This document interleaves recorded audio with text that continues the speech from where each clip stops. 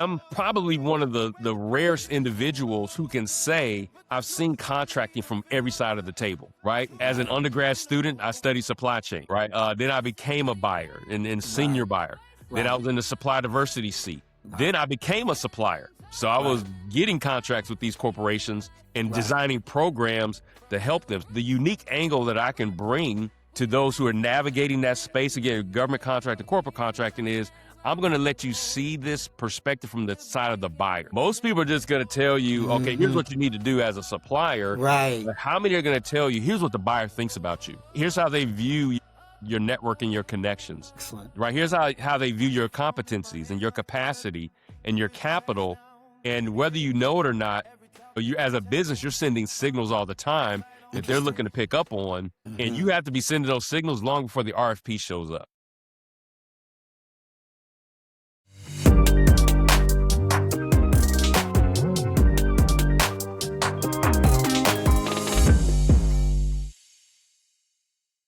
Greetings, my posse. Welcome to the Black Man's Roundtable, the podcast of the Roundup with Rodney and Rodney. How's it going, Rodney B?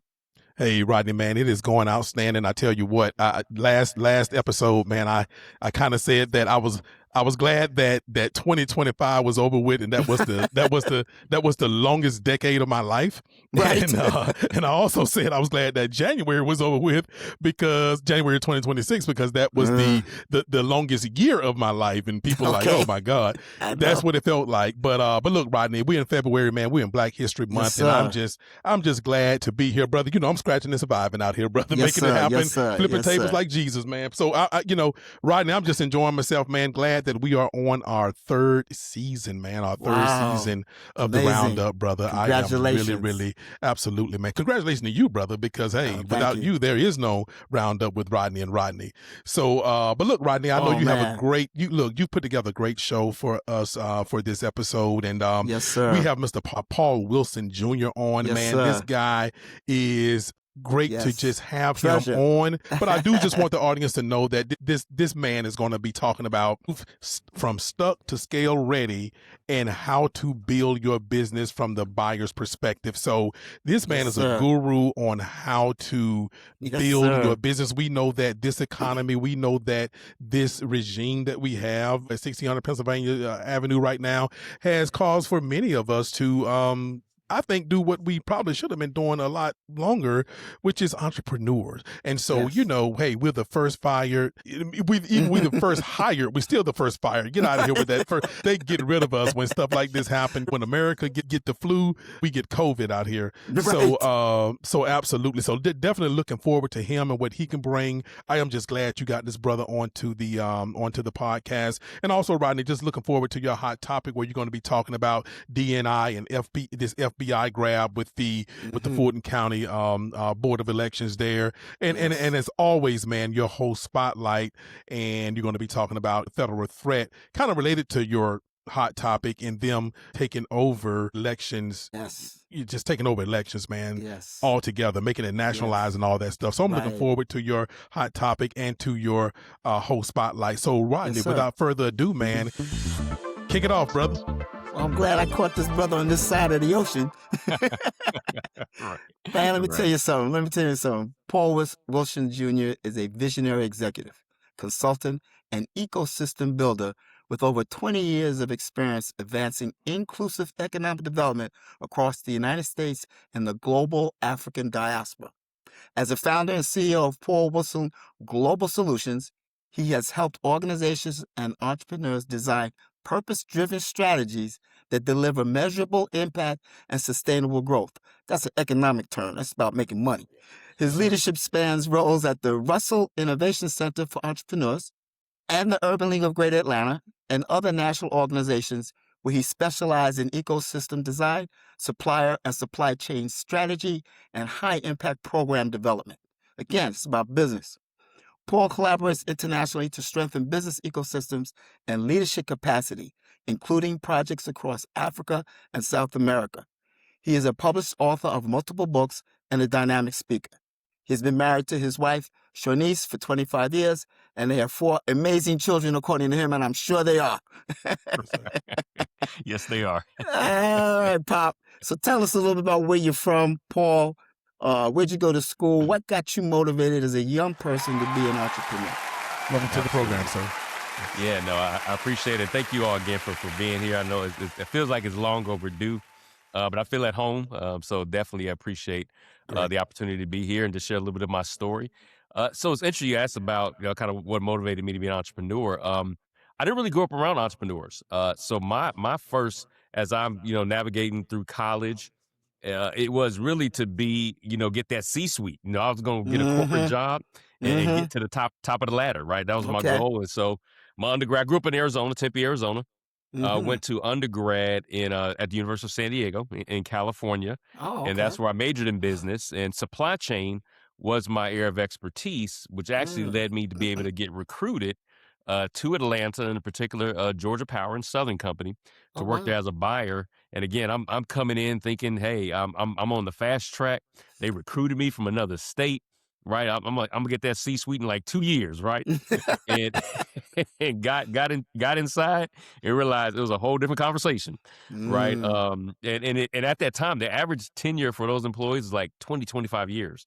So the Wow. mindset was, you're gonna wait your turn just like we had to wait our turn. Amen. So yeah, so that was my first reality check, right? As it comes to corporate America, and particularly being a young black man and just being a young man, right, from that standpoint. And so begin to move up some, just not at a quick pace, but ultimately, and even how this ties entrepreneurship. So I was a buyer, purchasing contracts, negotiating contracts, and Mm. inventory, materials, equipment. So I did a little bit of everything while I was there. But I began to interact with small businesses, in particular minority-owned small businesses, and I began to learn more about this entrepreneurship thing, really from that perspective of those businesses who are looking to get contracts with, right, Georgia Power and Southern Company. And so Mm-hmm. eventually I transitioned from supply chain department to the supplier diversity. And that's Oh, where I got fully immersed into okay. this world of entrepreneurship.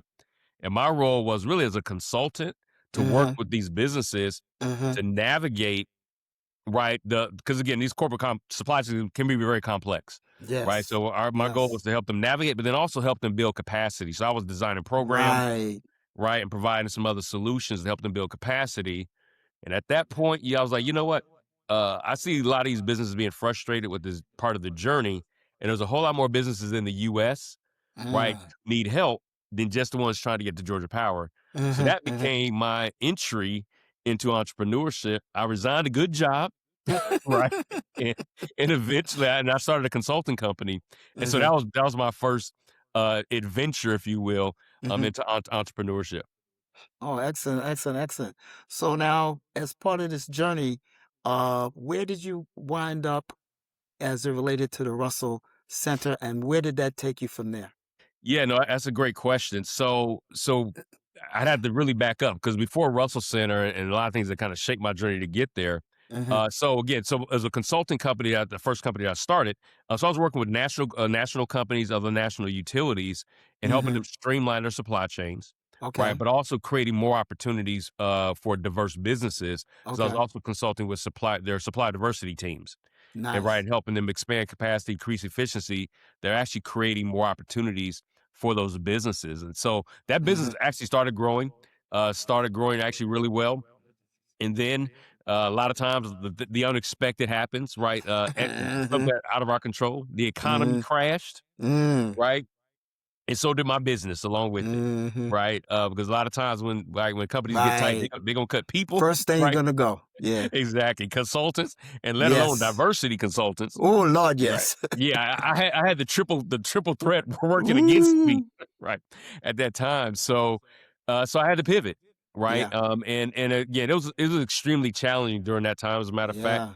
I was, I tried to keep pushing forward, but things just weren't working out. Ended up getting my home foreclosed on, right? Nice. Oh, Ended wow. up, mildly homeless, Entrepreneurs. really for Yeah. several years, Good Lord, bro. living with my family. Thank God, for my wife. She stayed with me during that time, but we had children Right. living in Right. hotels, people's Wow. couches, Wow. basements. We, Wow. we lived a little bit everywhere.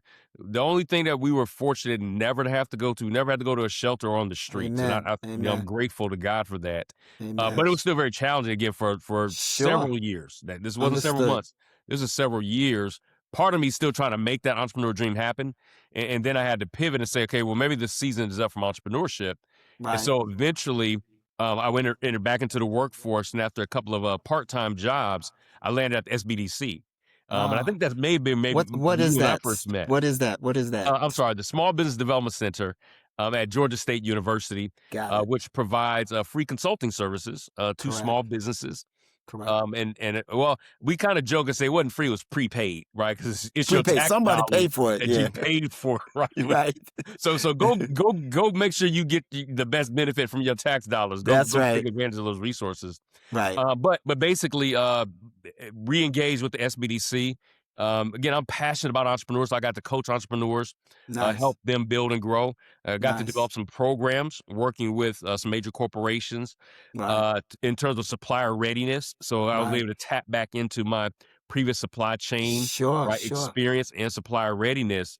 And Sure. now that the success that we were having at SBDC got the attention of the CEO, Jay Bailey, at the Russell Center. And so Uh-huh. he called me one day and said, basically, are you happy? Right. And and if you can't answer that question, yes, you start hemming and hawing, that just allowed him to reel me in. But being able to go there to the Russell Center was by far, I almost can't even put into words how impactful, how Mm-hmm. significant, but Mm-hmm. also how even life-changing for me, Good. being part of an organization that, again, cutting edge, Right. fully invested into the community, into the success of businesses in our community. And so Mm-hmm. from there, I got to continue to build on supplier readiness programs, working with major corporations like Mm-hmm. Disney and Target and UPS and Mm, Walmart, just major mm, companies, mm-hmm. basically engaging them in our programming so Mm-hmm. that we could provide the best cutting edge information and expertise to the Mm-hmm. businesses that were there to help them to grow. So it was, I mean, it Right. was like I said, I can't even a lot of times put it into words how dynamic and incredible it was. Very Right. challenging, I sometimes very know. it's very stressful, but the Sure. work we were doing made it worth it. That's correct. They're the only center that I know of in the country that's targeted at promoting and helping Black entrepreneurs, correct? Absolutely. Maybe not the only, but definitely the largest, Okay, right? the largest for sure. Yeah, because while I was there, it Yeah. was around 250 businesses Right. that we were helping, and actually, and since Right. I've left, it's been a couple of years. I Right. believe they're up over 500 businesses now, Wow. right? That they are supporting. So again, just an incredible beacon, light and hope, but also right doing great work as it relates to building, growing, and advancing Black entrepreneurs. In the Atlanta area. Great, great, great. Absolutely, yeah. All right, so tell me about your current business that you offer, and what has your experience been through this journey that you're using now to move forward, and how do you help the folks that you come across that need it? Absolutely. So after spending about almost 3 years, I'm at the Russell Center. I was able to Mm-hmm. transition to the Urban League. Mm-hmm. And so from there, I was not only and at the Russell Center, I was vice president of all of our entrepreneurship programs. Mm. Over at the Urban League, I was president, vice president over all the programs, and so I not only Oh, included entrepreneurship, but oh, also home ownership, oh. workforce development, and even emergency relief resource that we were providing to the community. Okay. And to be honest with you, I was a victim, if you will. I hate to use that word, but the uh, federal government's policies changed, funding Yes. changed, and that impacted Yes. my role at Yes. the Urban League. And unfortunately, Yes. left a lot sooner than I thought I was going to be leaving. Okay. From that standpoint, but I thank God, right, for the journeys that we have and the learnings that we have, because that really launched me back into entrepreneurship again a little sooner Okay. than I thought. I, There you I knew go. I was going to be back, Yeah. Yeah. Yeah. but sometimes we get pushed out the nest Right. faster, Right. and now it's time to fly. So Right. one of the things that I've been had the opportunity to do over the last several years is travel to different countries in Africa, as Uh-huh. well as several times down in South America, Uh-huh. and work with in South America Afro-Colombian communities, and Uh-huh. in Africa, Uh-huh. Uganda and Uh-huh. Zimbabwe, Uh-huh. and so work with Good. those entrepreneurial communities. And so Uh-huh. as I'm transitioning out of the Urban League and thinking about, okay, well, what I'm going to do next, so that global entrepreneurship ecosystem building right, is definitely something that I'm passionate about and committed to, but also how we've been building and growing businesses here. Mm-hmm. And one of the things that we don't talk about enough, right? We talk a lot about access to capital. And we know if you see the numbers, less than 5%, less than 2%, 3%, right? Numbers are so low in terms of Black entrepreneurs and women entrepreneurs, especially if they're Black females, Right. right? Limited access to capital. Right. But when I really think about it, less than 10%, and the number's probably even lower than that, of all entrepreneurs get venture capital. So that Right. number is really small anyway. Anyway, And yeah. so really we should be focusing on other types of opportunities in my mind, Right. right? That actually is more sustainable. So now we're talking about contracts, right? Because if a business can get a 2 or 3 year contract, the numbers say on average, every net additional $125,000 of revenue results in one new job created, Oh, right? okay. And so many more of our businesses, again, that could be a corporate contract or a government contract, are much better positioned for that type of contract acquisition than they Mm-hmm. are on any type of venture capital or investment capital. So that's where I've decided to pour my energy into. How do we help the businesses who are talented, who are qualified, who are capable, understand that very complicated world in many cases of supply chain management, purchasing, and procurement? And I'm probably one of the rarest individuals who can say I've seen contracting from every side of the table, Right. right? As an Right. undergrad student, I studied supply chain, Right. right? Then I became a buyer and senior Right. buyer. Then I Right. was in the supply diversity seat. Right. Then I became a supplier. So I was Right. getting contracts with these corporations and Right. designing programs to help them. So, and then around program design and now ecosystem building. So the unique angle that I can bring to those who are navigating that space, again, government contract to corporate contracting, is I'm going to let you see this perspective from the side of the buyer. Most people are just going to tell you, okay, here's Mm-hmm. what you need to do as a supplier. Right. But how many are going to tell you, here's what the buyer thinks about you? Right. Here's how they view your network and your connections, Excellent. right? Here's how they view your competencies and your capacity and your capital. And whether you know it or not, you as a business, you're sending signals all the time that they're Interesting. looking to pick up on. And Mm-hmm. you have to be sending those signals long before the RFP shows up, right? Because once the Right. RFP shows up, it's already, in many cases, a done deal, especially if they don't already True. know you, If they already right? know you. Yeah. And Yeah. this has very little to do with bias. I kind of give people this Right. analogy. That's interesting. Yeah, I give people this analogy. If you're a parent, right, and some of us have been parents, or you just an auntie, right? And so let's say you have a car full of kids, but it's at the end of the day, everybody's tired and hungry. You got to go home. Everybody's got to eat.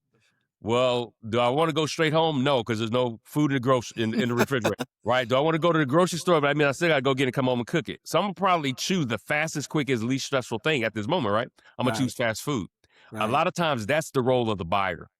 They Gotcha. have all this pressure, right? Right. All these sometimes competing goals. Right. They're afraid to make the wrong choice because if they make the wrong Right. choice, Ooh. their job is on the line. Right. So what are they going to do? What most humans would do, we're going to choose, in many cases, the path of least resistance. Least resistance. I'm going to go with who I know.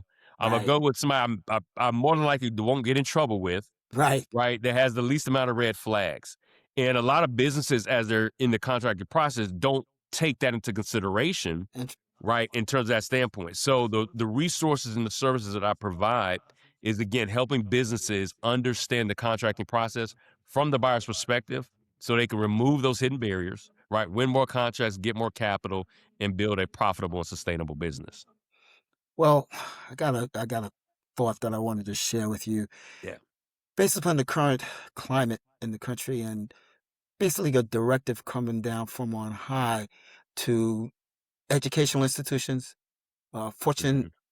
500 companies, local governments, you have to end your DEI.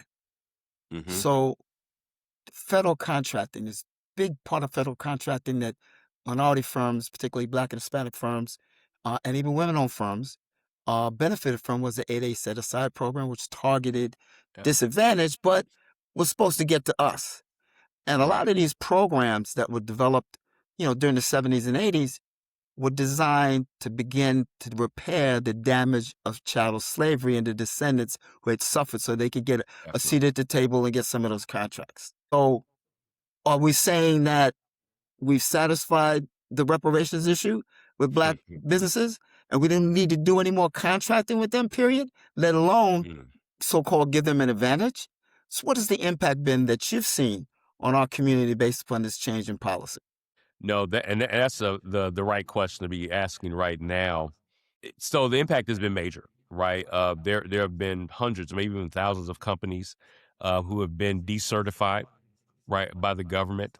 The 8A program, whereas before, like I said, if you just met certain qualifications, right, you could qualify to get in. Now you have something along those lines, you have to literally prove that you've been discriminated against individually, right? And I believe there were over 15 or 1,800. I got to remember the number of companies that were decertified, and only like 45 to 50 that maintained their certification. And I think this is an 8A program. And so this is a reality that we can't wish it away.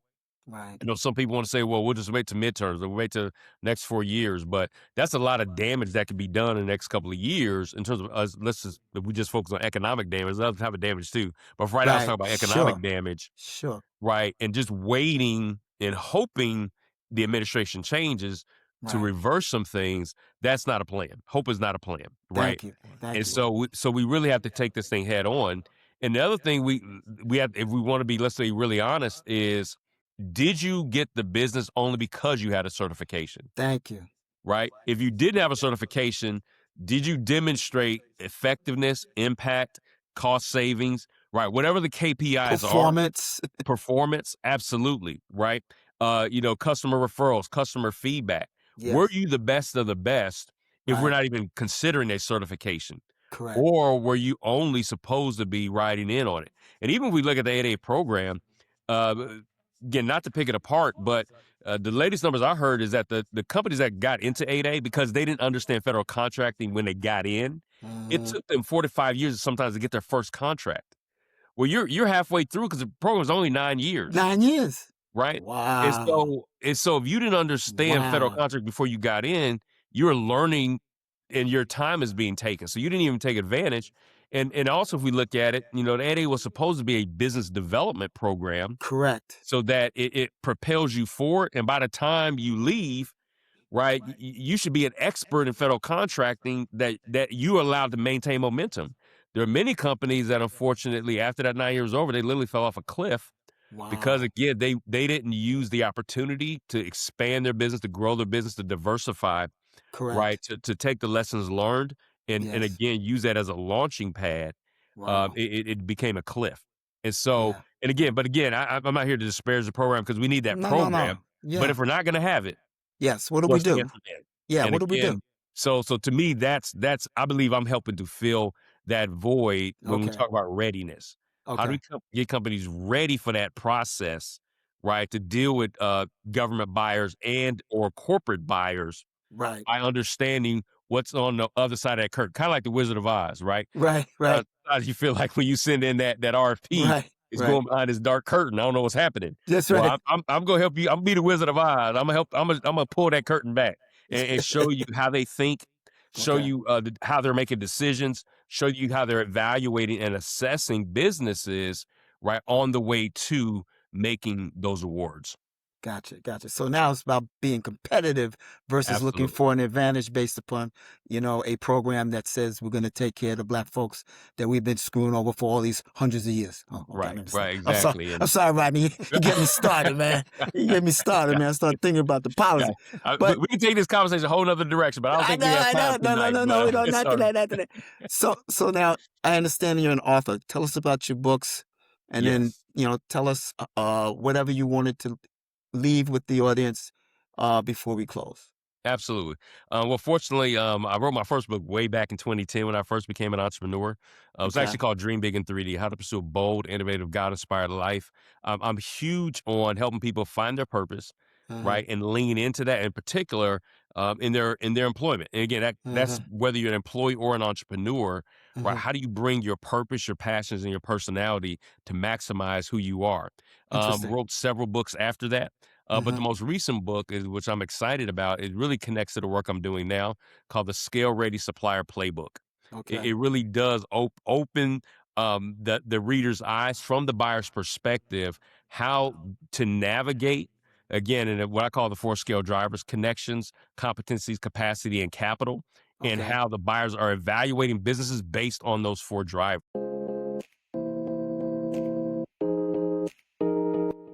Hi, I'm Paul Wilson Jr., founder and CEO of Paul Wilson Global Solutions, and welcome to the Scale Ready Scorecard, your first step in scaling your business with clarity, confidence, and purpose. If you're here, it means you're serious about scaling your business, but not with guesswork, but by understanding exactly where you are and then what you need to grow. The Scale Ready Scorecard is a simple yet powerful assessment to help you uncover your organization's strengths and the areas that need particular attention so you can build a strategic plan that actually works. In just a few minutes, you'll get a customized report providing a detailed overview of your readiness and the most essential scaling drivers. Once your results are in, you'll instantly see where you're thriving, what may be holding you back, and practical steps you can take right now. So if you're ready to grow your business with intention, ready to make smarter decisions, and ready to scale with confidence, let's get started. Click the button below, take your scorecard, and let's turn your potential into progress. Thanks for being here, and welcome to your scaling journey.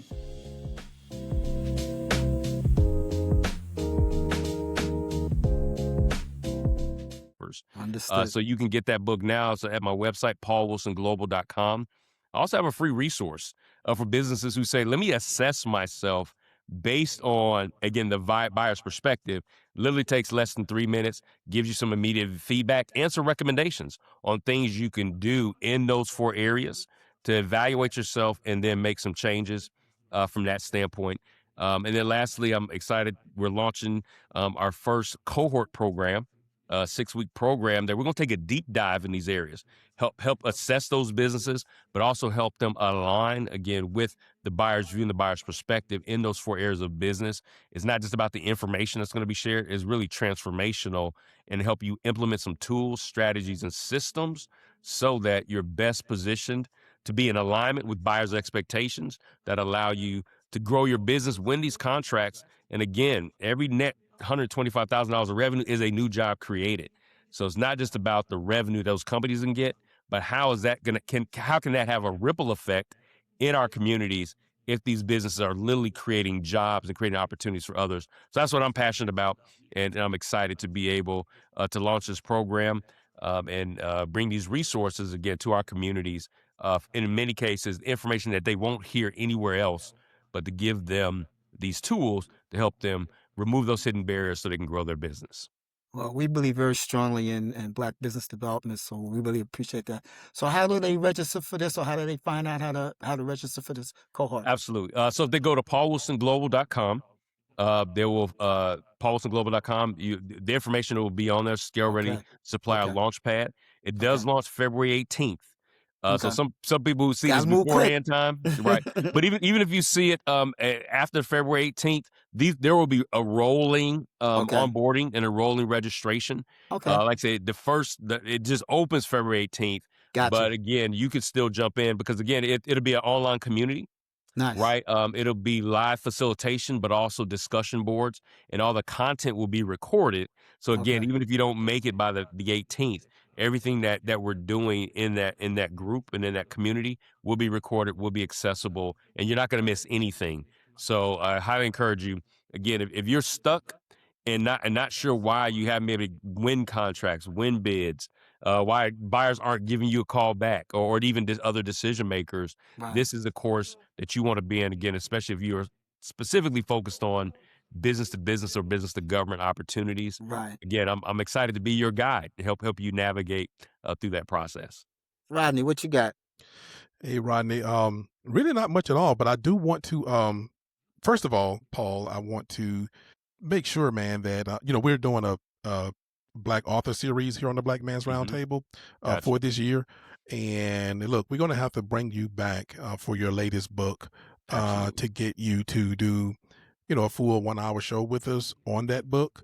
So just keep that in mind. All right. Absolutely. And and so we're stacked to the walls right now, but I believe we can get you in this year. I believe we can get you in before the year is out. But we have to squeeze me in, and I'll make time. No, absolutely, man. We absolutely, and we have to talk more about business and entrepreneurship, which is kind of my question, is Mm-hmm. that I know you could probably give a dissertation on this, so I don't want you to do that. I'll keep it short. But yeah, because I know you can go deep into what I'm about to ask you. But for our audience, people tend to use entrepreneurship and business ownership interchangeably. If you could break down the primary difference in when someone says, entrepreneur versus just being a business owner. No, great question, and I'll keep it simple. Okay. To me, a business owner, I think of a lifestyle business. Okay. Right. I'm an influencer. I may have a skill set. Right. I may have a certain knowledge base. And I just want to coach, teach, train people. Right. Okay. On how to maybe do the thing that I'm doing or do the thing that I'm good at. Right. That's what I would call a small business owner. Right. Or even someone, who's owns a retail store. Right. Gotcha. I would call those small business owners. Although that may cross over because to my entrepreneurship definition, to me, it's somebody who's building a company. And the intent is to grow that in companies, grow that company, not just for revenues, but also employees, right? And you're looking to scale that business, and it could scale regionally, nationally, globally, right? In terms of the products or services that you provide. So to me, that's to me a distinction to where, again, to me, an entrepreneur is looking really to grow beyond themselves, right? It's another way to think about that, where to me, a business owner, it's almost like even if they grow, and as they grow, many are very big, but typically everything is still centered around that individual, right? And their expertise or their personality or their skills, and everything is, again, revolves around that person. Where to me, again, an entrepreneur is building a company that eventually the company could survive and go on, even if that CEO, if you will, is no longer in charge. Okay. And the second thing I have and final thing I have is obviously you talked about a lot of your business, a lot of your travels to Africa. Right now, one of the entrepreneurial hot spots that I hear a lot about is Nigeria, but I want to get it from someone who has had boots on the ground, if you will, on the continent. Is it Nigeria? Is it somewhere else? Where is the hottest, I don't know, the hottest entrepreneur spot that's going on the continent of Africa out of those, 54 countries, I believe? What's the hot spot, brother, that you would say? That's a great question. Sometimes there's the big four, big five that get focused on, which a lot of great things are happening. Nigeria being one, South Africa, right, Ghana, Kenya, and then Rwanda. So in Rwanda in particular, although it's like one of the smallest, not the smallest country in Africa, but their technology, right, industry there is head and shoulders, right, above most of the other countries there. So although Rwanda is small in size, like some of the amazing things that they're doing from a technology standpoint, incredible. So you got kind of those big five. So Nigeria would be a part of that. But to me, it's like there's a next tier that's up and coming that is almost like, I almost don't want to say it because then people are going to pay attention. Kind of like you were talking earlier. People are going to pay attention to it and run to it. But I would say Uganda, right, is definitely on that list. Okay. Somewhere, like Angola, as well as Zimbabwe. Right. There are so many of these small pockets of innovation that's happening, of universities commercializing products and services coming out of them, students. And so it's interesting that even with this shift in policy from the U.S. administration towards Africa, where a lot of African countries says, okay, well, it's about time for us to lean on ourselves. Right. And if you're not going to give us aid, okay, maybe it's time for that aid to get cut off. So, and again, and the U.S. is so large, right? You can't just make that shift overnight as if it doesn't matter. But I do believe with the change of policies, there has been a shift in mindset, even from what I've heard directly and then other things I've seen and read about, that there's a different perspective now that Africans, in generally speaking, maybe not everybody, but in generally speaking, are repositioning themselves in their countries, in their industries, to not be 100% reliant on the U.S. and now begin. And again, it's interesting. In some of those places, that was already happening, right? And so now this actually may push them further, from that standpoint. So that's why I'm excited to stay engaged there, stay plugged in, and to be a resource. And I think, and I'm not going to say this real quick.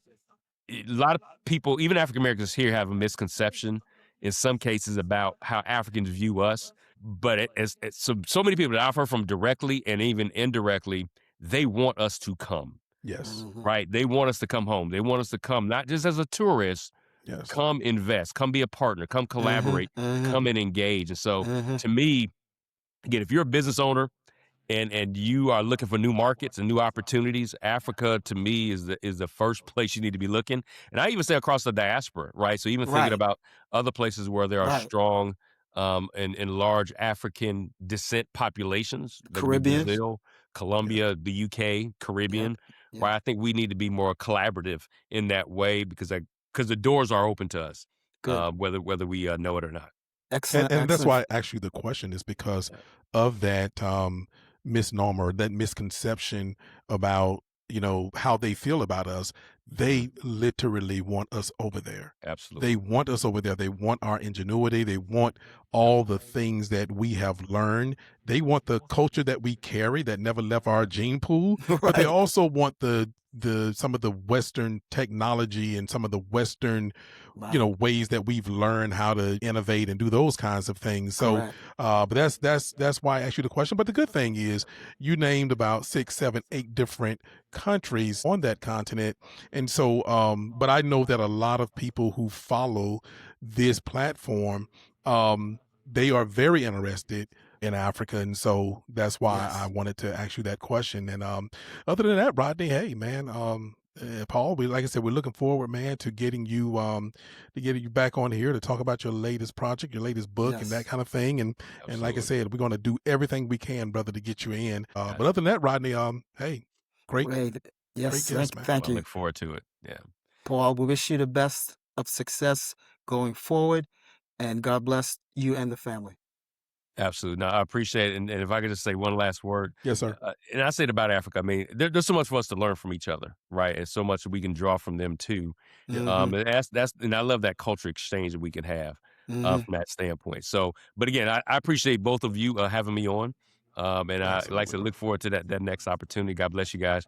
And again, y'all can find me at paulwilsonglobal.com. Take care. That's what I'm talking about. Take care, brother. Stay safe. So you too.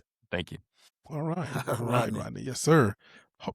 Great close, Rodney. Great close, man. That was what I forgot all about that. I knew you were going to pick it up, though. Oh, no, it's fine. But look, just a bucket of information, man. He is a bucket of information. So definitely need to promote brothers like that. I like the book idea. Yeah, man. And, we're doing our Black Author Special. And I'm like, I think we have a couple of business folks. I think, we got a couple of business folks coming through. But I think this brother can really kind of hone down on entrepreneurship, because there is a difference. There is a difference. And I don't think, if we do, we have maybe one, I think. But so yeah. But anyway, Rodney, great segment, man. We're going to get ready to move on to your hot topic and this DNI and FBI grab that they're trying to do. So, Rodney, without further ado, brother, take it away. Hot topic. Oh, man, Rodney, there was so many things, so much stuff going around in the universe, so much stuff being thrown around. It was almost hard to focus. But on the Black Man's Roundtable, we're concerned about our community. And we're concerned with the things that are going to affect us daily. That's right. And we could not pass this up, Rodney, to talk about tonight and chop it up with you about the raid on the Fulton County Board of Elections depot, warehouse site, headquarters site, and the robbery, that's what I call it, of the contents of our voter records from 2020, the presidential election. Well, I tell you, the key thing that I have as a takeaway is that Commissioner Pitts said in the television interview that there was no custody exchange, no record of custody, meaning that if you're going to take documents from someone else and take custody of them, then you have to record in a receipt that both parties sign what you took. That didn't happen, and they asked several times to do so, and they were denied that. The other issue that was unbelievable to me, Rodney, was they couldn't get a federal judge in this region to take the warrant up to look at this warrant they were asking for. They had to go out of state to an appointee that was part of the MAGA crew to get the warrant. Then it was incorrect. Thank God that we had strong legal in Fulton County. The warrant was incorrect. They had to go back and get it corrected. But this is coming down from on high, Rodney. This is unbelievable. I had to talk to a couple of folks that I know and get their comments in particular on the situation. One person was Aaron Johnson. He's a City of South Fulton newly elected council member, and he's the former Fulton County Registration and Elections board member. And he was there at the Board of Elections during the 2020 era, and the state Elections Bureau Secretary of State coming down and putting pressure on Fulton County, threatening to take over the elections in Fulton County unless they clean up their act. Right. Brother Johnson was there during that period and helped with his leadership and staff change to improve the situation so that we had 3 audits of 2020 records. Yep. 3. Yep. And they all came out clean. This is his quote. Unfortunately, it seems this administration wants to do everything they can to sow doubt into what we all know was a fair and honest election. The Fulton County Registration and Elections Office has been under more scrutiny than most other election divisions in this country and continues to prove we have no systematic fraud or cheating. This is just another desperate attempt to rewrite history, which we will not let happen. Aaron Johnson. Thank you, Aaron, for that. I wanted to get someone who was involved in this process, man, to get their comments directly from them for the Black Man's Roundtable. This is hot off the press, Rodney. Yes, sir. The other person that I spoke to that gave me a quote was Vice Chair Khadija Abdul Rahman, District 6 of the Fulton County Commission. Quote, our decision to move forward with this lawsuit is about protecting the integrity of our local democratic process and ensuring the security of our records. While we respect the federal oversight process, it is imperative that the county maintains its right to oversee its own election documentation. We are committed to full transparency, but we must also defend the legal protocols that govern our constituents' ballots. The legal action is a necessary step to ensure that every document is handled with the strict chain of custody that our voters expect, end quote. What that means is what I said earlier. They did not get a clear record and receipt of what was taken. That's why I call it a robbery, a heist. Mm-hmm. And Tuesday, February 10th, the Department of Justice, divulges the search warrant affidavit for the FBI's Fulton County election raid. It had been sealed, so it was unsealed. This is from the Democracy Docket. The Department of Justice Tuesday complied with a court order. They had to go to court to get this done, to publicly reveal the search warrant affidavit that initiated the FBI's raid on an election facility in Fulton County, Georgia last month. The document reveals that the search was largely predicated on misinformation and debunked fraud claims pushed by private individuals since President Donald Trump's loss in the 2020 election, including some who now work in the current Trump administration, or some folks call it a regime. Through the search of the election facility, federal agents seized thousands of county records, including original ballots from the 2020 election, which Trump has repeatedly falsely claimed was stolen from him. The document does not name any specific suspects. Instead, FBI Special Agent Hugh Raymond Evans, who signed the affidavit, claimed that he had probable cause to believe that crimes, quote, have been committed by unknown persons, end quote. The identities of many of the witnesses the government relied on in the affidavit were redacted. Unseal it, right? However, someone named, including Kurt Olson, a former Trump campaign lawyer who played a key role in the president's effort to overturn the 2020 election. According to the affidavit, the FBI's investigation into Fulton County was initiated by a referral from Olson, who joined the White House in late 2025 as, quote, special government employee, end quote, to investigate the 2020 election. He was a political hack, specifically. To sow doubt, as Aaron said, in the electoral process in Fulton County. And they worked very hard to regain that credibility, and particularly going into the 2020 election.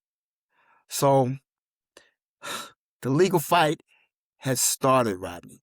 Yep. I applaud the county commission, the chairman, the legal staff, the county manager, and the elections board officers and staff that had supported this action. I could not believe it when I saw it happening, man. I was just flabbergasted. No, the fact that they wanted to see these documents, if it was legitimate so-called inquiry, they could have sent staff down there and the board could have opened up the files, set them out, give them a nice table to work on, and let them see everything in there, just like they did 3 times before. Why did they have to remove the documents and not create a chain of custody so that we could document what they have? I don't understand it, right? Other than the motive is to begin the process or test the process. We are the beta test of what's to come. And God knows what that might be. Yes. Including what I understand, they want to have ICE agents at the polls, checking people's voter identification and scaring them half to death and pray to God not shoot anybody. That's what they're talking about. Yep. I thought we were in America, the land of the free and the home of the brave.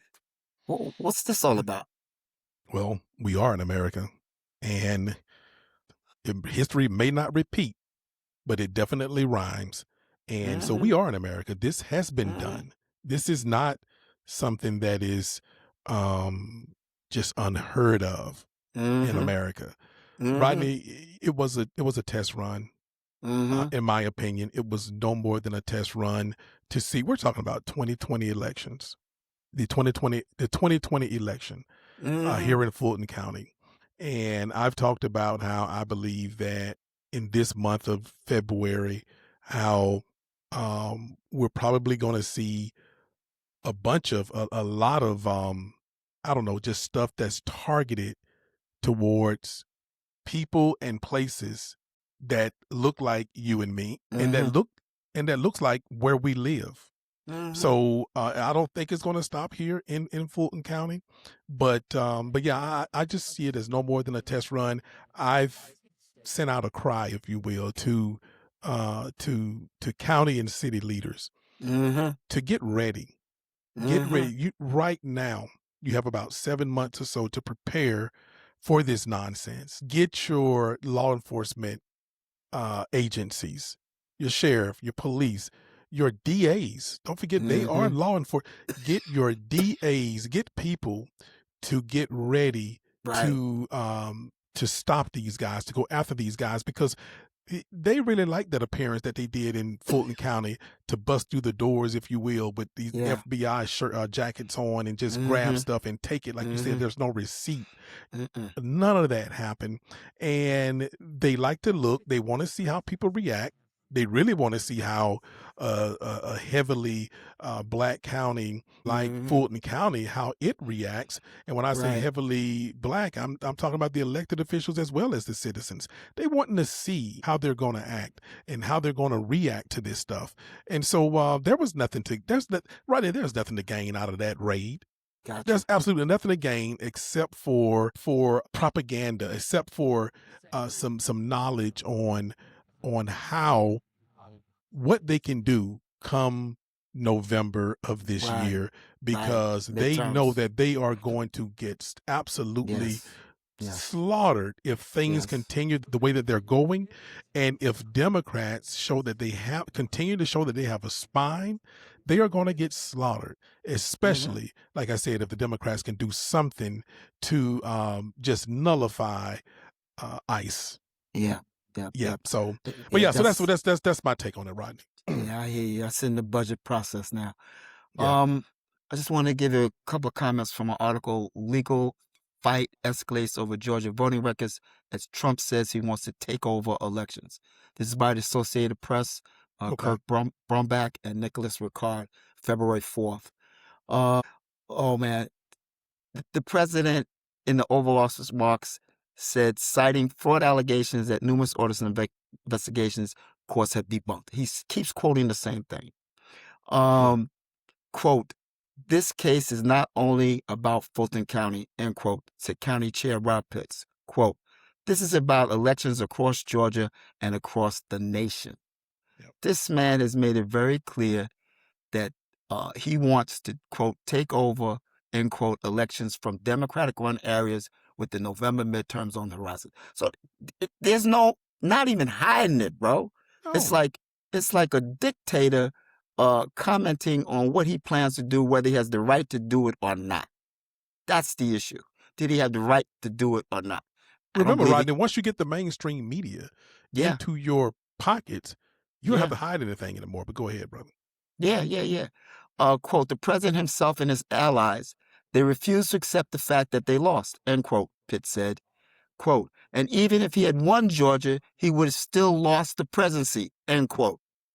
Pitts defended the county's election practices and said Fulton has conducted 17 elections since 2020 without any issues. Oh, we're going back because he's getting ready for 2026. Ain't got nothing to do with the 2020 election at all. Nothing at all. Yeah, I agree with you, bro.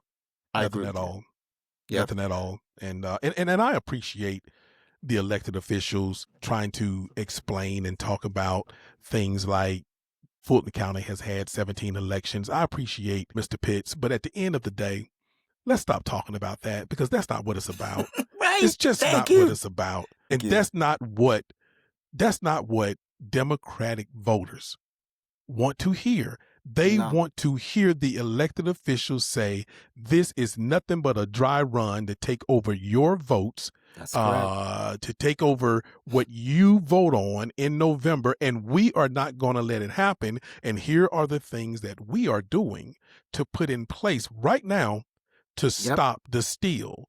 Because remember, this man only Rodney, he only go on, bro. He, look, you know the deal, man. Yeah, this guy only projects. That's all he does. That's correct, bro. Whenever he's speaking, he is projecting. So way back when he was talking about, the steal. Yeah. Well, there you go. That's exactly. So look, now it's time for the Democrats put whatever spin they want to put on it, Rodney. Right. But they need to put some kind of spin on it to now say that they own the stop the steal, but That's Democrats correct. need to list all of these things that they are doing to stop the steal. Because remember when the Republicans was talking about stopping the steal, they were just throwing that out. They didn't put any substance behind it. They were just like, stop the steal. What steal? Right. But now if Democrats say it, and then say things that they are doing in place right now. Actually doing to stop the steal. I promise you, man. Yeah. Boy, they'll have people lined up around corners come November. So I agree. But anyway, Rodney, you and I know, and look, everybody that probably follow this platform knows that thing have nothing to do with no 2020 election. Nope, exactly. Thank you, bro. So I thought it was me, Rodney. I had to ask you because I know you've been around this. You got a good idea what's happening, bro. Absolutely. And look, man, I appreciate you going out there getting straight from our elected officials' mouth. Your quotes are very valuable in that. But yeah, Rodney, if you've done with that, man, we can move on bro. if you want to. Okay. Well, look, let's get into this host spotlight, and definitely a spotlight need to be shown on this thing, and that is this federal threat for them to take over the elections, feeds off into what you talked about in your hot topic. But correct, Rodney, host spotlight, brother, take it away. All right, my brother. Well, the states, not the president, runs elections in America. Yes, sir, all day. The administration's attempt to undermine or interfere with elections run afoul of constitutional delegations of responsibility. This is from the State Court Report by Jesse Browd and Derek Tisler, October 21st, 2025. We want to make sure that we don't get sued, so I want to make sure that the sources are clearly identified when I talk about this stuff, bro. Because we're on dangerous territory, bro. Yep. You always make sure that it's clear. So let's be clear. The president has no constitutional authority over federal election administration. Rather, state and local officials are charged with administering elections, serving voters, counting ballots to determine who the people chose to represent them. Still, the Trump administration has unlawfully sought to assert control over certain aspects of election administration. For example, President Donald Trump issued an executive order that purported to mandate new rules governing voter registration, voting systems, among other changes. Courts have already blocked several of the provisions in the executive order. Nevertheless, Trump threatens to issue further orders to disrupt voting. To disrupt voting. That's what you were talking about, right? Yep. That's the agenda. That's the agenda. What does the Constitution say about who runs elections, Rodney? Let's go to the Constitution. They all constitutionalists, right? You're Okay. right. Patriots, right? The U.S. Constitution gives both states and Congress responsibility for regulating federal elections, known as the Elections Clause. Article 1, Section 4 of the U.S. Constitution empowers states to determine the times, place, and manner of holding federal elections, while Congress has the power to make or alter such rules. Congress has exercised its constitutional authority to pass laws that impact elections in all states, from creating a nationwide election day to setting minimum standards for the electrical systems that count votes and baseline rules for voter list maintenance.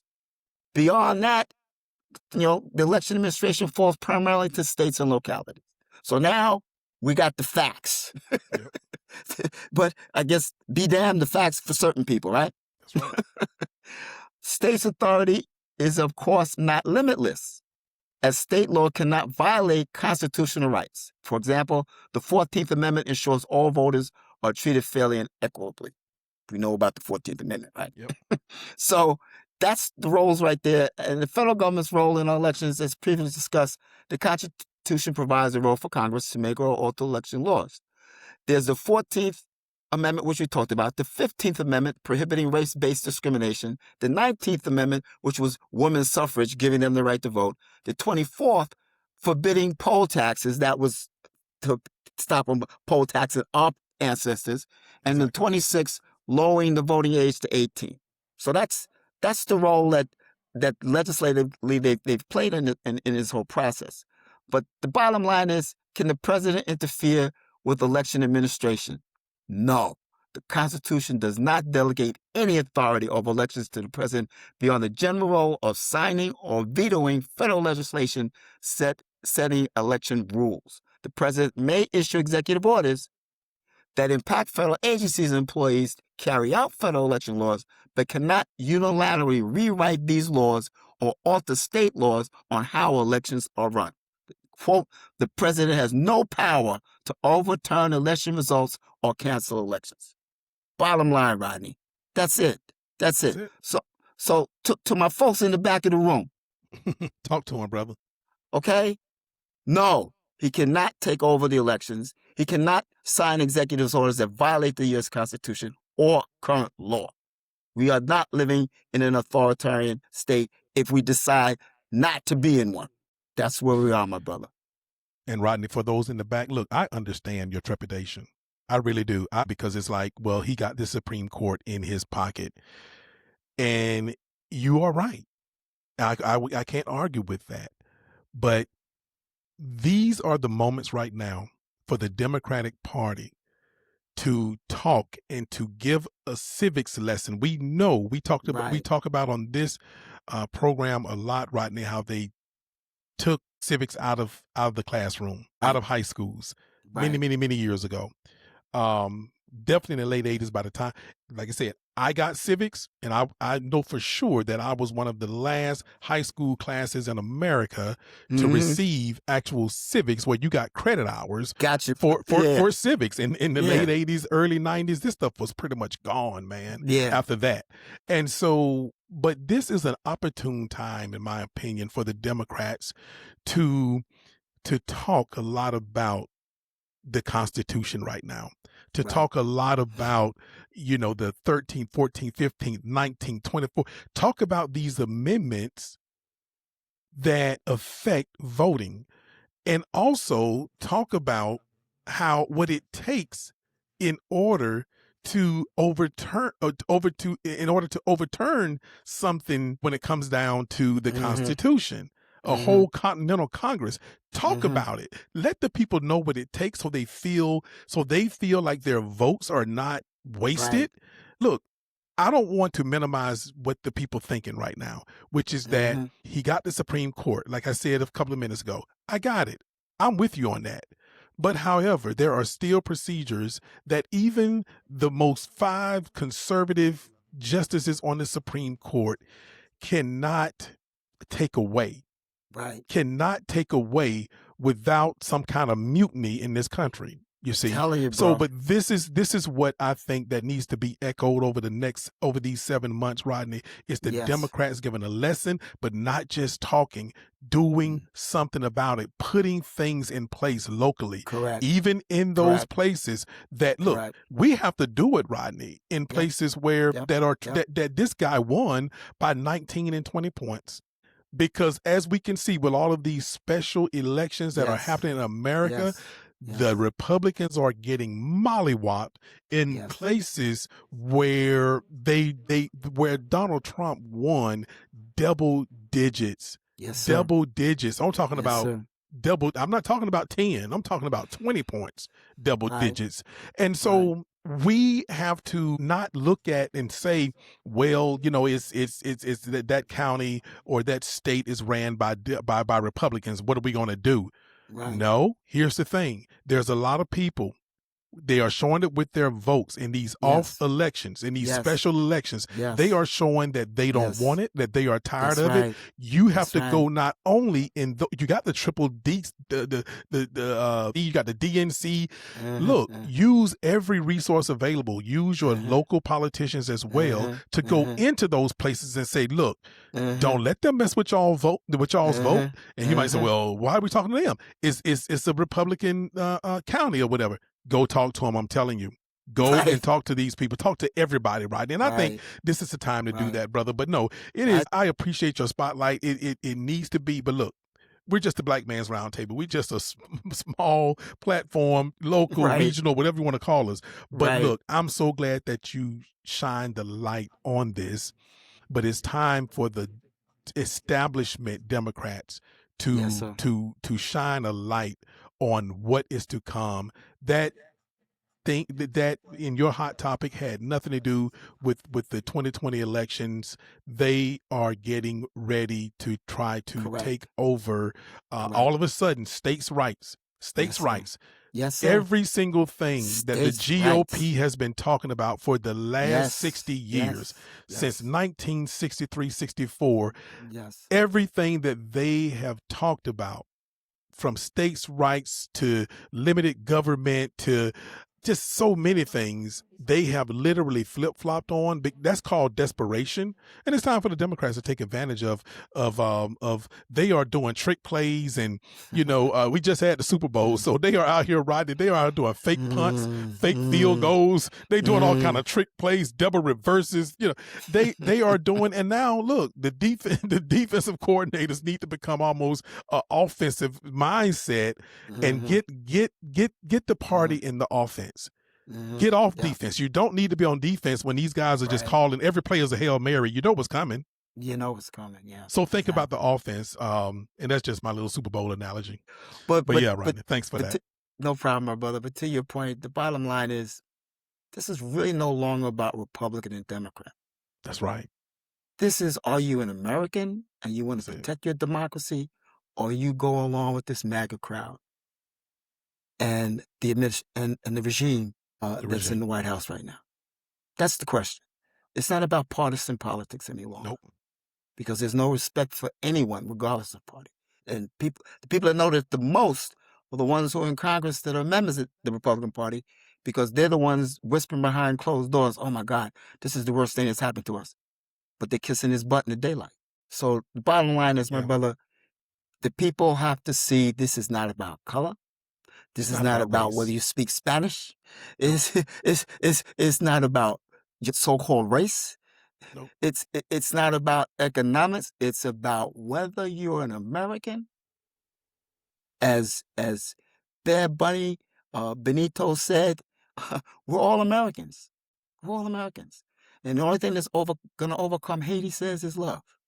So we need to love each other, and we need to focus on who the real culprits are. And it's not folks across the street or Republican or non-melanin or melanin or speak Spanish. So let's get it straight, people. Rodney, we have This been 2025 was the year of talking about the whole FAFO.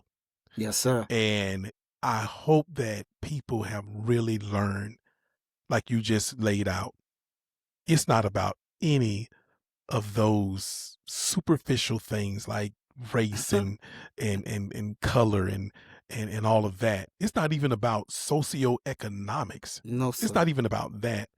Okay. White people can easily see that they will kill Renee Good and Mr. Alex Pretty, just like they will all of the many, many, many black folks that I can't name, that'll take the whole show. Yes. It's not about that, y'all. It is simply. Mr. Porter, he was killed by ICE also, black man. Yes. Through the ICE officer. Yes, absolutely.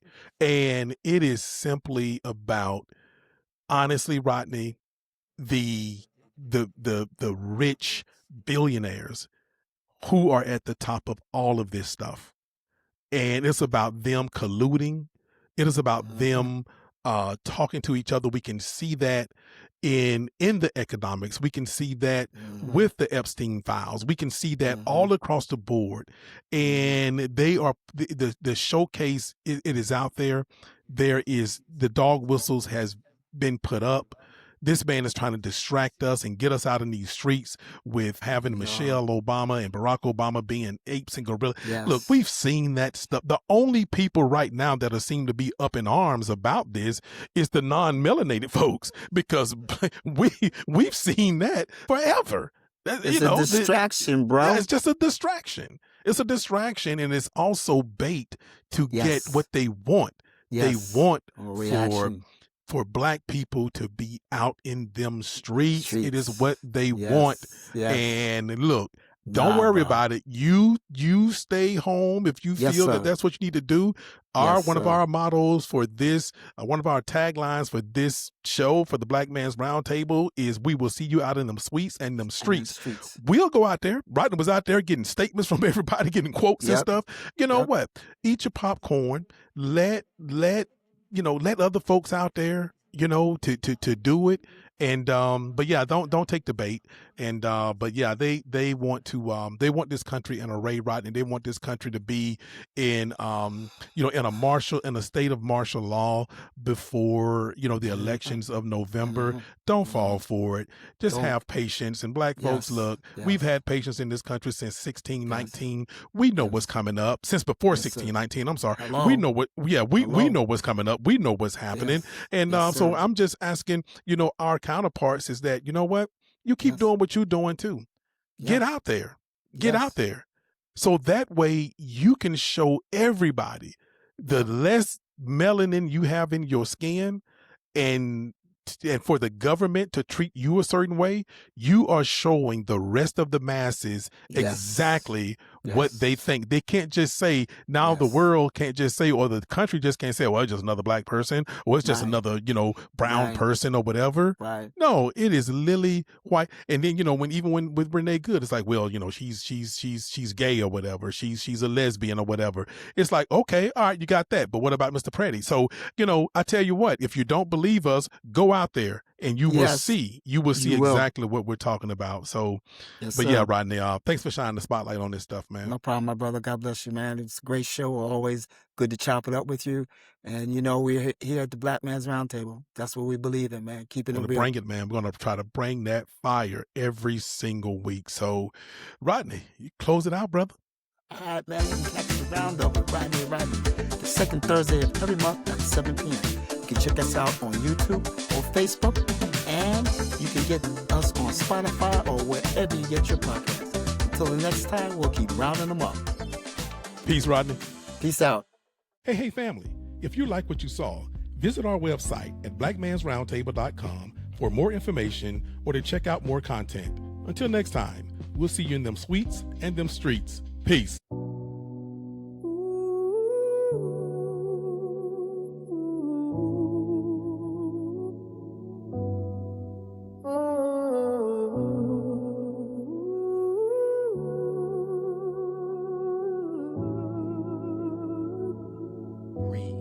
read something educational for you. Woke up to the sound of the struggle, echoes loud in the street. Generations of pain in the rhythm, blood and tears in the beat. From the corners to the courtrooms, we decipher the code. Every word that we speak is a chapter, every step is a road. They try to silence the story, rewrite the pages in gold. But the truth don't need no filter, the truth don't need no hope. This is the anthem, the voice of the unheard. Standing tall in the fire, speaking life with each word. From the roots to the branches, we rise through the pain. Black man's round table, we're breaking the chain.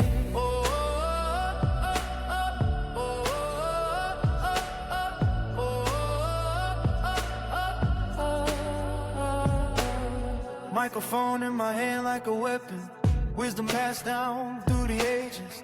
Every topic we tackle, every fight on these stages. They say we're too loud when we whisper, too proud when we kneel. But the power in our voices is the power that's real. This is the anthem, the voice of the unheard. Standing tall in the fire, speaking life with each word. From the roots to the branches, we rise to the pain.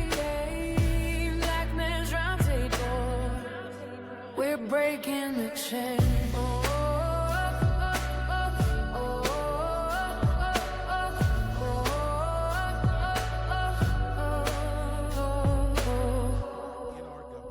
This is the anthem, the voice of the unheard. Standing tall in the fire, speaking life with each word. From the roots to the branches, we rise through the pain. Black man's round table, we're breaking the chains.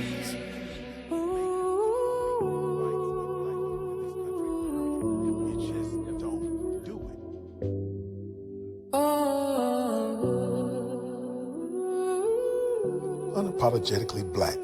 We'll see you in them suites and them streets where we're flipping tables like Jesus. We're breaking the chains.